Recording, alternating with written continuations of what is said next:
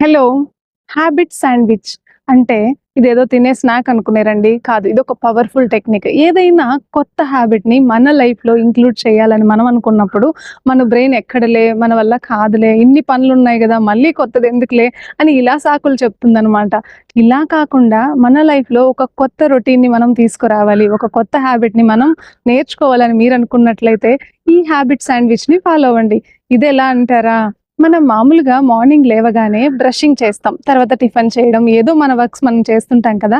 అది రొటీన్‌గా చేసే పనులు, రొటీన్‌గా మనకున్న హ్యాబిట్.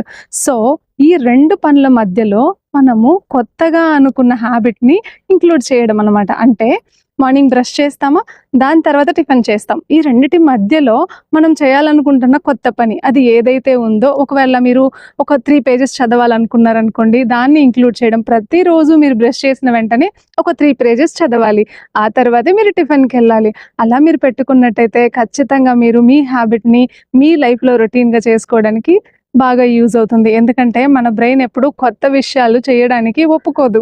సో, ఇలా మనం చేస్తున్న పనితో పాటు ఇంక్లూడ్ చేసుకోగలిగితే దాన్ని కూడా మన బ్రెయిన్ యాక్సెప్ట్ చేస్తుంది స్లోగా. Good luck to you.